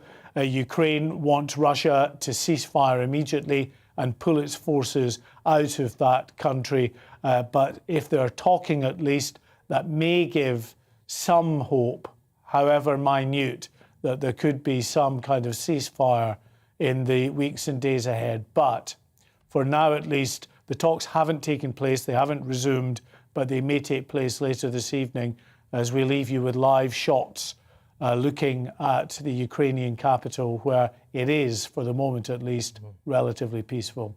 Mark, thank you very, very much. Mark White there, of course, our security editor. Now, here to respond to these developments is Colonel Richard Kemp, a former commander in Afghanistan. I believe he joins us now. Thank you very much, Colonel. Has Putin got his tactics wrong here, do you think? I don't think he has, no. I think his intention was to do minimum damage and kill minimum people in Ukraine in order to bring about the downfall of the government without creating such a huge resistance movement as he might see if he wreaked real havoc. So that was his intention, I believe. But that doesn't seem to have transpired, and no doubt he didn't necessarily expect it would. But so he's moving on to the next stage now, I think, of beginning to deliver much, much greater violence in the hope that that will eventually persuade the Ukrainians to capitulate. That's what he wants, of course, capitulation. He doesn't want to discuss with them, you know, what their aspirations might be. He wants to lay down at these talks, if they happen, he wants to lay down exactly what his demands are and expect them to adhere to them.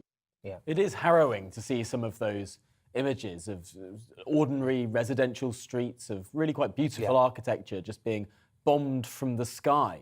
It's really extraordinary. For those watching on television, we can see on our screens now the billowing smoke of explosions happening in an otherwise very normal Western-facing city. But I've also seen videos of Ukrainians standing in front of convoys of Russian tanks, unarmed, just sort of standing in front trying to stop them. And for now, there hasn't been that kind of shooting of civilians there. But I imagine it's not that long before such protests of ordinary people standing in front of those tanks, those people are going to get shot. I would expect that those soldiers would have been told if they do shoot people out of hand in those sort of circumstances, they'll probably be hanged themselves back in Russia. Because as I said, I don't think Putin wants to create any more antagonism in Ukraine than he feels he has to. Of course, launching a war against the country is going to create huge long-term resistance against him if he decides to stay and rule the country in some way. But I think for the time being, that they want to minimize that. I'm not in any way an apologist for Putin, but I don't think that they just want to carry out unrestrained violence at this time. They have a capacity to do it. We've seen in various countries in the past. It may be a strategic mistake for Mr. Putin to carry out much larger violence, as appears to start to be happening. Are there then problems for Putin in terms of public opinion in Russia?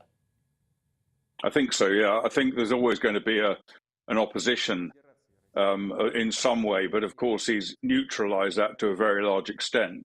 And he seems at the moment to be fairly unassailable. But of course, he does have to achieve some objective in Ukraine. He can't afford to fail in Ukraine because that may well be his downfall. But if he, in order to achieve success, I think he will have to deliver extreme violence against the country, because we've seen how bravely and effectively they've been standing up to the Russians. Can you talk to me a little bit about some of the weapons that Putin is using? We're hearing various different things. Obviously, I'm by no means a weapons expert. Of course, I'm not at all. But about the type of bombs that have been used, question marks over the legality, frankly, of some of them. Can you just fill us in, please, on that?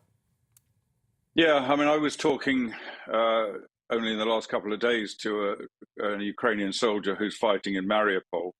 And the greatest weapons they've had delivered against them are Grad multiple-barrel rocket launchers, which fired devastating salvos, and airstrikes. In terms of specific weapons, it's alleged anyway that he's been using cluster bombs in urban areas, which are not precision weapons. They deliver devastation over a wide area. And also, it's alleged that he's been using thermobaric or vacuum bombs, which are probably the next most powerful bomb to a nuclear bomb, depending on the size of the thermobaric weapon. And these things, the cluster bombs anyway, have been made illegal to use in war by a number of countries, not including Russia, not including the United States. But many countries have banned them. And I think their use, particularly in urban areas, could well become a war crime, because it's not the fact that those weapons are banned, it's the fact that if you're firing munitions into an urban area, you have to do everything you can to minimize civilian casualties. Otherwise, you do commit a war crime. And, of course, the International Criminal Court has begun the process of starting an investigation in terms of what's going on in Ukraine. That's one that I'm sure we'll follow with great interest. But for now, Colonel Richard Kemp, thank you for joining us here on To The Point. It's a really important discussion there. Yes, indeed. It must just be absolutely terrifying to be in Ukraine at the moment. We're seeing some absolutely horrendous footage coming out of various different cities, actually civilians, and it is civilians a lot of the time now, who you're seeing with terrible injuries. And it just looks catastrophic what's going on. Absolutely. And I mean, the front pages of some of the newspapers yesterday where it was that 8-year-old girl on the front page wearing her pink unicorn pyjamas. And it just brings home the absolute barbarity of it. I think it feels a bit as well, because this is it's a European country, as it were, and I think it seems very real. I know that sounds a bit of a daft thing to say because it is real, right? But it feels very, very real, and it's actually these streets look like the streets that we're used to walking. Yeah. Sometimes war can seem so very foreign in a different sense because it doesn't look like where we know and our surroundings. And although that might seem intellectually silly, because of course it's human life in all of these situations that are being bombed, it does feel slightly... It does feel, for the first time, and look, fingers crossed, obviously this doesn't happen, of course, and we're a long way off this, but I have actually started to think about the idea of, what if we were being bombed? What if we were being shelled and things like that? Because it does have that kind of... Just in the way that the citizens of Kiev are hiding in the tube, so would we be. Exactly. Yeah. Anyway, look, after the break, MPs have said that there is a culture of obstruction and delay within the police force, which has sunk investigations into police misconduct. We'll ask a former cop what he thinks about all of this. But first, it's your weather. Hello again, I'm Aidan McGivern from the Met Office. A damp and gloomy day for most of us as a band of rain moves north, bringing extensive low cloud and hill fog, but it stays mostly dry and bright for the far north of Scotland as the influence of high pressure gradually moves to the east. Here's the weather front, meanwhile, moving up from the south.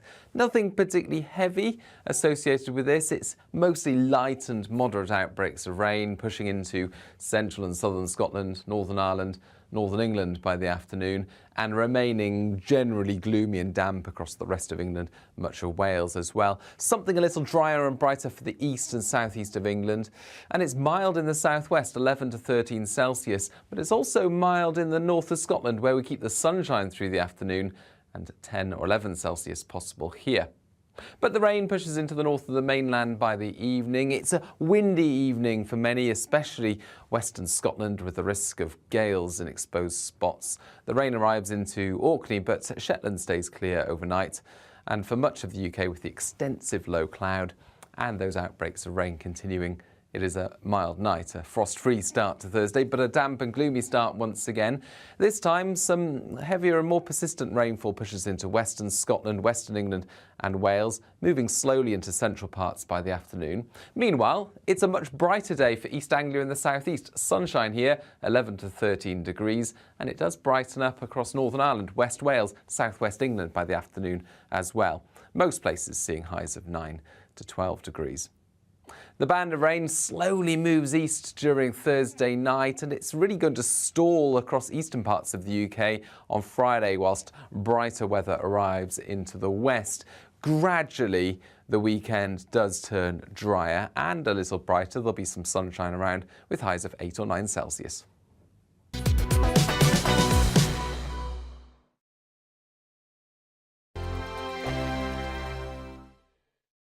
GB News is the UK's home of discussion and debate from all perspectives. To stay up to date on the latest stories, make sure that you subscribe to the GB News channel right here on YouTube. You can watch us live 24/7 across the whole world. You can also check out exclusive content and catch up on previous episodes of your favourite shows. Every day, we ask the questions that you'd ask, so why not add your voice to the conversation in the comments section? Don't forget to subscribe. We are GB News, Britain's news channel. Every night at 11 on GB News, we bring you the next day's stories the day before. It's basically like time travel. If it's a big story, we'll cover it, guaranteed. But we'll also have some fun along the way. Big opinions, big laughs. Sometimes big hair. This is Headliners, the paper review show that won't send you to sleep like the others will. 11 p.m, 7 nights a week. Join us.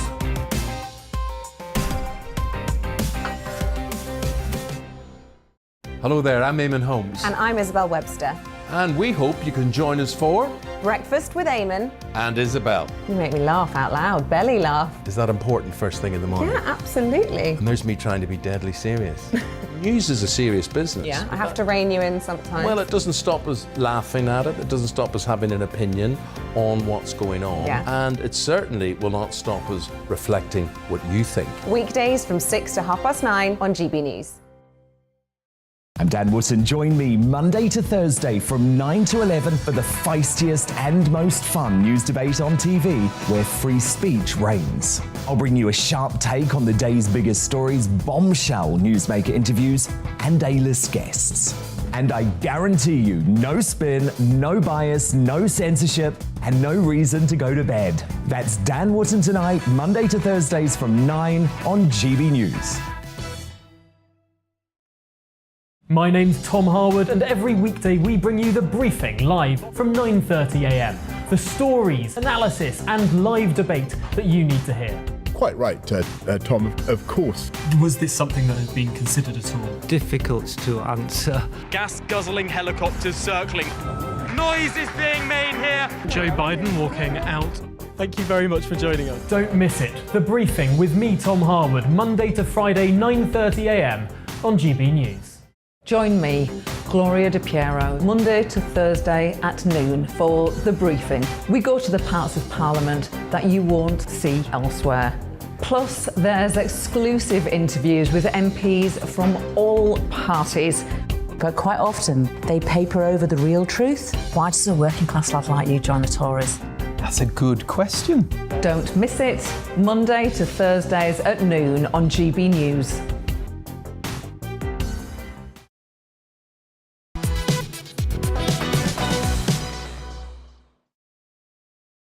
Good morning, everyone. It is 11:27. This is To The Point with me, Patrick Christys, and Tom Harwood, right here on GB News, live, of course, on your TV, on your radio, and online this morning. That's right. Well, first of all, a report by the Home Affairs Select Committee has said a culture of obstruction and delay has sunk investigations into police misconduct in what has been called a damning assessment of the way that complaints against the police are handled. The report concluded in saying that there is little public confidence in the force's ability to handle police misconduct appropriately. Yes, well, Peter Kirkham is a former Detective Chief Inspector of the Metropolitan Police and indeed a regular on this show. Thank you very much, Peter. He joins us now. Look, talk me through this then. So, do you think that there is, I suppose, a culture of obstruction when it comes to the police almost investigating themselves, I suppose?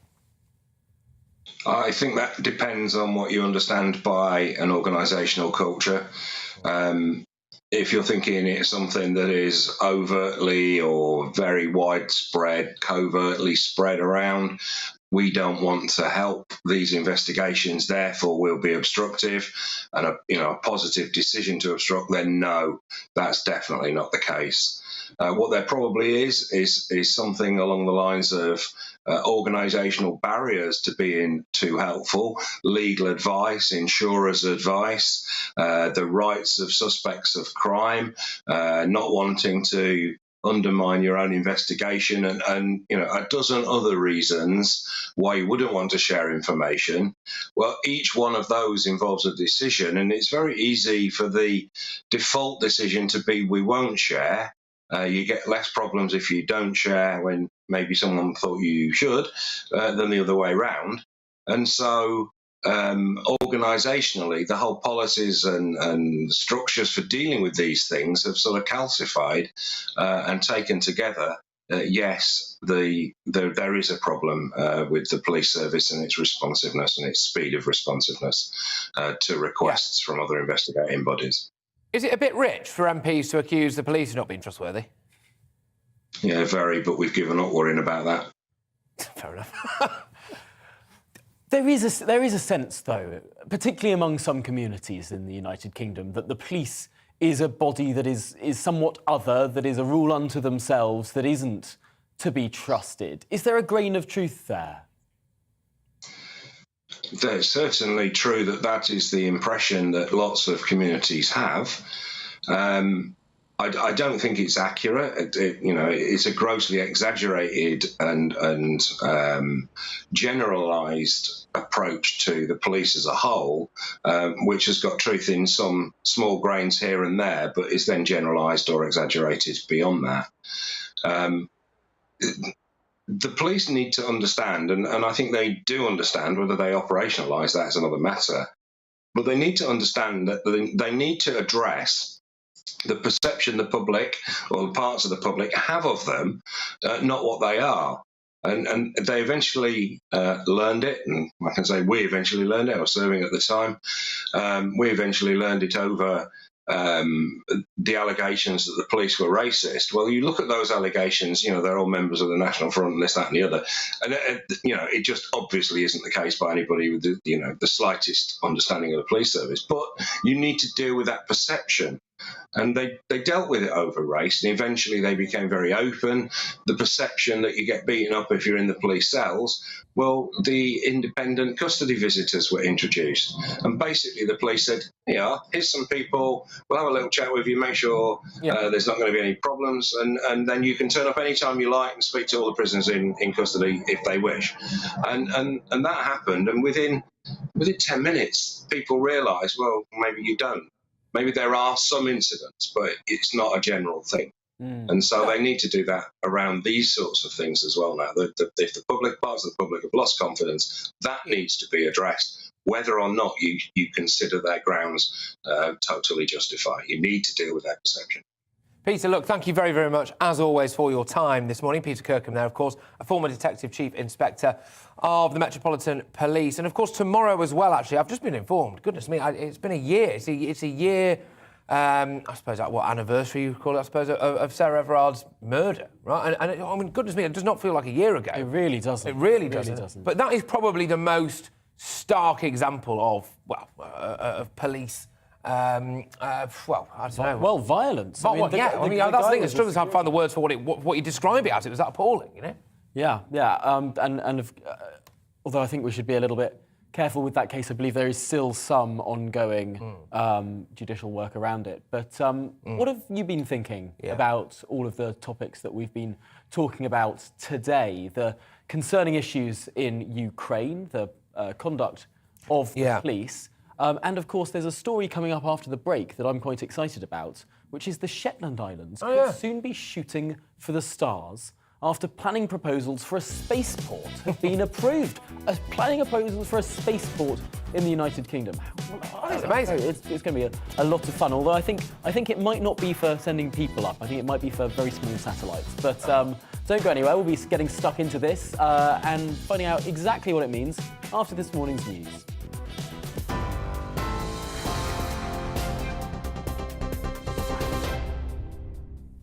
Good morning, it's 11:33. I'm Rosie Wright, here to keep you up to date on GB News. The Prime Minister has agreed that further sanctions against Russia are needed. During a phone call with the Ukrainian president, he said maximum pressure must be exerted against President Putin over the coming days. The mayor of Kharkiv says the city is being regularly hit by rocket and airstrikes. A police building and a university were struck on day 7 of the conflict. President Volodymyr Zelensky says resistance has been strong and Russia has suffered heavy losses. Just think about this figure. Almost 6,000 Russians died, Russian servicemen, within 6 days of war. A figure without enemies' losses during the past night. 6,000. To receive what? To receive Ukraine? It is impossible. It will not happen with rockets. It will not happen with bombs, tanks, any strikes. We are on our land, and there will be an international tribunal to prosecute them for the war against us. The latest figures show more than 450,000 people have entered Poland. A further 113,000 have crossed into Romania since the invasion began. US aeroplane manufacturer Boeing is the latest company to take action against Russia, suspending parts and maintenance for the country's airlines. Google has blocked mobile apps connected to news channels RT and Sputnik, and Apple has halted the sale of its products and restricted its map services. Ford has also interrupted operations. We're going to keep you up to date here on GB News. We're on your TV, online and your DAB Plus radio. Don't go anywhere. To the point, we'll be back in a moment.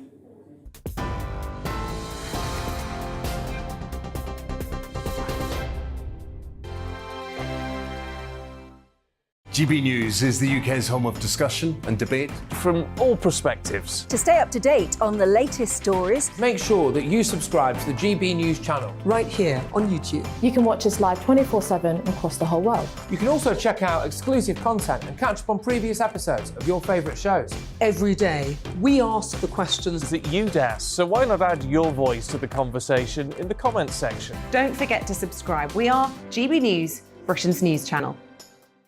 Every night at 11 on GB News, we bring you the next day's stories the day before. It's basically like time travel. If it's a big story, we'll cover it, guaranteed. But we'll also have some fun along the way. Big opinions, big laughs. Sometimes big hair. This is Headliners, the paper review show that won't send you to sleep like the others will. 11 p.m, 7 nights a week. Join us.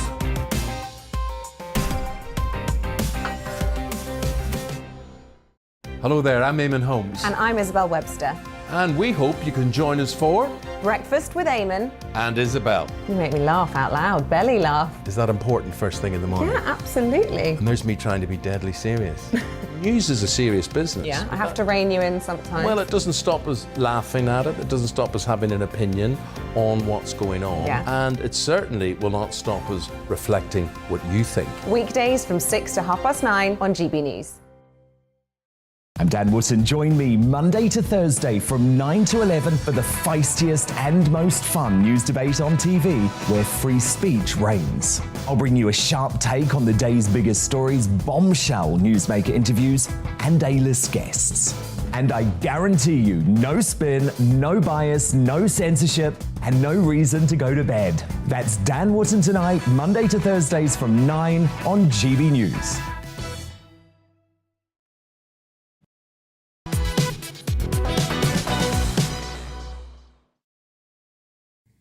A very good morning to you. It's 11:37 and this is To The Point with Patrick Christys and me, Tom Harwood, here on GB News. We're live on your TV, online and on DAB Plus radio. That's or indeed however you say it. Now, planning permission has been granted for a spaceport, believe your ears, in the north of the UK, Shetland. The Shetland Islands. The council says that work to prepare the Saxavord spaceport, can proceed. So the hope is that the rocket pads could launch a meteorological satellite into space by the end of this year. Well, joining us now to talk about all of this is Andrew Lowndes, space commentator, who's a favourite here on GB News. Welcome back to the show, Andrew. First of all, this spaceport, what sort of scale are we talking about? This isn't going to be sending people off to the moon anytime soon. This is about smaller satellites, if I'm right. Yes, it is. Thank you for having me. Yes, what we're looking at is a relatively small spaceport. The beauty is that at the top of Shetland, what you actually have is a great position for launching satellites into polar orbit and into sun position orbits. And Shetland is ideal for that, and because it's the most northern point in Britain. So it's ideal, really, of a position for launching specific types of satellites, and some of these will be meteorological satellites. And as you said, very small satellites, what we call CubeSats, which are about the size of a loaf of bread sort of thing. And these are the things that can be launched which do scientific research as much as anything else. 3 launch pads will actually be set up in Shetland for doing essentially different types of launches. One will be the launching ones into the polar orbit, but there'll be one to launch what's called suborbital flights, and they've already tested a suborbital flight from this region using a sounding rocket. This is a rocket which doesn't go into orbit, but goes up above the Kármán limit of just over 60 odd miles into space, and it does a little bit of research into a suborbital thing and then drops all the way back down again. So there'll be a facility to do suborbital launches as well as these orbital ones. But it is a big, big market for these very small satellites which go into space. And many of these launches are actually being done in places like Florida, which it's actually quite expensive to hire the facilities down there. And also because you're launching from nearer the equator, to get them into orbit is a little bit more, into polar orbit is a little bit more difficult, whereas this is a perfect place for it. This is the interesting thing, because I've grown up all these years being told that the reason why the Americans launch from Florida, why Elon Musk has a star base at Boca Chica, Texas, right on the tip of Texas there as well, is because the equator is better for launching. If you want a launch site, you'll want it the nearest to the equator as possible. But I suppose that's for an entirely different kind of orbit to the specialism that we're going to get in Orkney and Shetland. Almost exactly the opposite is required there. That's correct, yes. I mean, you're absolutely right, of course. If you're putting satellites in what we would call more conventional orbits, then it's best to be close to the equator, because then you use the Earth's rotation as a bit of a benefit for you. And that's great if you're going to put things into your standard orbits. But if you want to do something slightly different, it can be a little bit more tricky. And therefore, you really want to put it somewhere as far north or as even as far south as you possibly can. Far south is a little bit more difficult because you're thinking of launching things perhaps from the Falkland Islands or even going to Antarctica, which would be an entertainment. So that's not really practical. But places like in the Northern Hemisphere is perfect, such as the Shetlands. So it works really well. And what's quite interesting about this, I mean, many people who are interested in the history of space science and such like, will find that there was always an idea that we could perhaps launch spacecraft from Scotland. There's a great comedy film called Heavens Above, where Peter Sellers, who's a vicar, gets launched into space by the British from Scotland. Of course he does, because we always thought to put the base out there. And we did a lot of rocket testing, of course, up there in the north as well. But we've got about one of the other reasons, of course, what's important is that Scotland has a very, very good space industry, especially at making things like CubeSats and things like that. So it already has a good industry. And although you did say we're not putting humans into space from Shetland at this period in time, of course we're not. But this is the first of at least 3 spaceports Britain is going to have, where we'll be putting people up using, hopefully in a few years' time, Skylon, the most advanced rocket plane on the planet, and that's being developed in Britain. Absolutely fantastic. It looks like something from Thunderbirds, only this is a practical air-breathing engine spacecraft, and it'll be absolutely fantastic. And of course, we'll be looking at all sorts of possibilities of launching from perhaps Wales and perhaps Cornwall. Wow, that's incredible news. Well, Andrew Lown, thank you for bringing us that here on GB News. Yeah. Absolutely fantastic. Well, let's move this conversation forward now and talk to the MP for the area. Alistair Carmichael is the Scottish Liberal Democrat Member of Parliament for Orkney and Shetland and joining us now. Welcome to the programme, Alistair. You must be pretty proud. I'm sorry, I missed that. You cut out this before. Could you? You must be very proud. It's in your area. Oh. Proud, excited, that the whole gamut of emotions.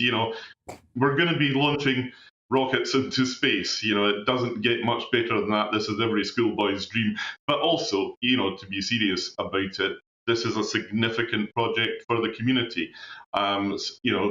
Shetland always has to work harder than everywhere else in the country to get that mix of employment opportunities that are going to keep bringing young people back to maintain our population. And this is a really exciting development in that respect.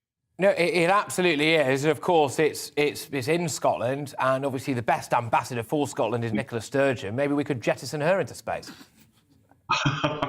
That would be a payload that would be slightly bigger than the loaf of bread that your previous commentator was offering. And the view that Nicola Sturgeon is the best ambassador for Scotland, let me tell you, is not a universally held one. But we can maybe talk about that some other time. No, exactly. On the issue, though, of creating a spaceport, I mean, the one thing that most people know about rockets is they're pretty loud. They have a lot of sort of exhaust coming out of the back of them. Like, they must not be particularly nice to live near. Has there been any local opposition? No, in fact, by and large, most of the people in the local community have been really enthusiastic about this. And you understand that actually, Unst, the most northerly of all the islands in Shetland, is a community that has a history for some years as an RAF station there. We were the early warning radar for the days of the Cold War until that was drawn down when we thought about 15 years ago we weren't going to need that sort of protection anymore. That was a big blow for the economy of that small island, and it's taken a long time to build back. And, having something like this come to us is something which does really bring opportunities. It's already building good local relations with a lot of the companies that have worked in the supply chain. You will be aware that Shetland hosts one of the biggest oil terminals in Western Europe. And that in itself has created, in the last 40 years or so, a significant supply chain. And these companies are now looking to diversify into supporting the work that will be done at the spaceport. So, there will doubtless be elements of a nuisance, but this is a place where the company has been careful to bring the local community along with them. And when they announced the fact that their planning permission had been granted, it was one of the things that the chief executive did remark on, was that it was basically support from the local community in Unst that had managed to get them this far. Yeah, good stuff. Look, Alistair, thank you very much, as always, for coming on. Great to have you on the show. Alistair Carmichael there, of course, Scottish Liberal Democrat MP for that area, Member of Parliament for Orkney and Shetland.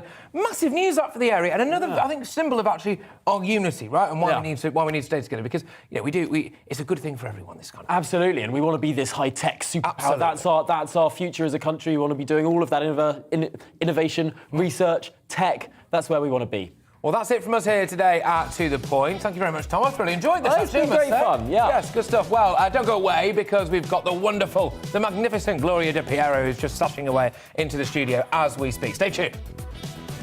Hello again, I'm Aidan McGivern from the Met Office. A damp and gloomy day for most of us as a band of rain moves north, bringing extensive low cloud and hill fog, but it stays mostly dry and bright for the far north of Scotland as the influence of high pressure gradually moves to the east.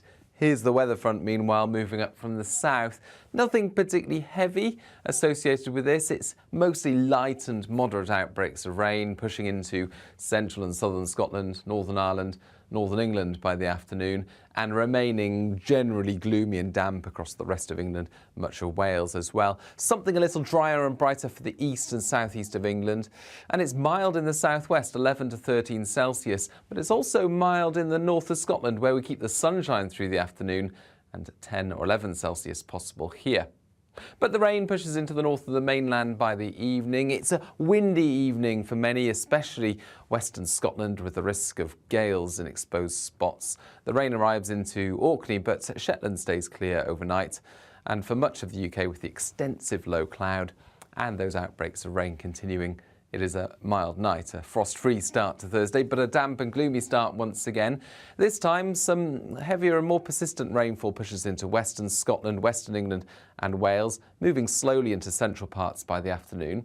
Meanwhile, it's a much brighter day for East Anglia in the southeast. Sunshine here, 11 to 13 degrees, and it does brighten up across Northern Ireland, West Wales, southwest England by the afternoon as well. Most places seeing highs of 9 to 12 degrees. The band of rain slowly moves east during Thursday night, and it's really going to stall across eastern parts of the UK on Friday, whilst brighter weather arrives into the west. Gradually, the weekend does turn drier and a little brighter. There'll be some sunshine around with highs of 8 or 9 Celsius.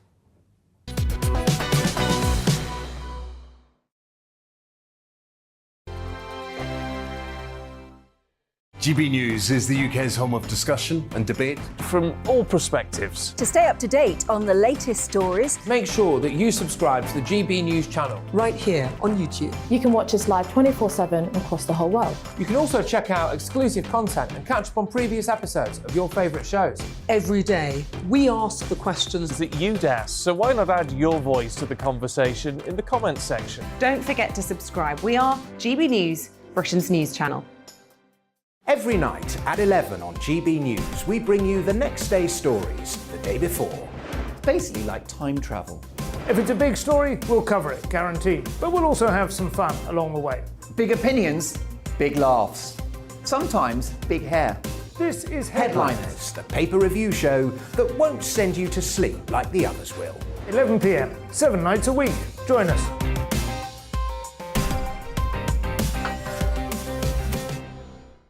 Hello there, I'm Eamon Holmes. And I'm Isabel Webster.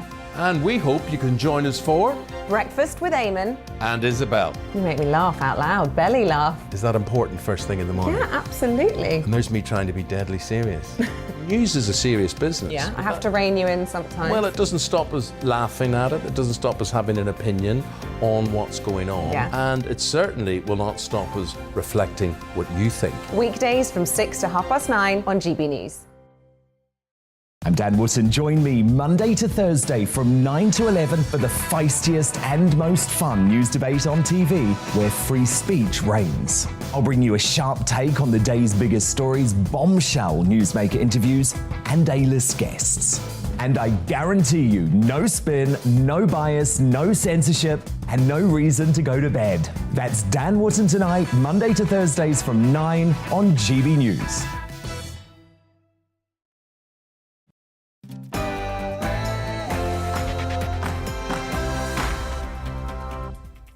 Hello and welcome to The Briefing with me, Gloria De Piero. In a moment, we'll be going live to the Commons for Prime Minister's questions, and we'll be going through the post-match analysis with my fantastic panel of politicians. Today, it's MPs Andrew Bowie and Emma Hardy. And give me your verdict on PMQs. Email gbviews@gbnews.uk or tweet me at gbnews.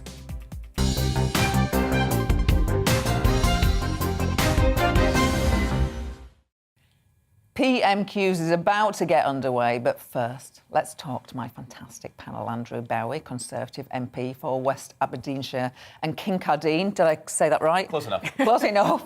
And Emma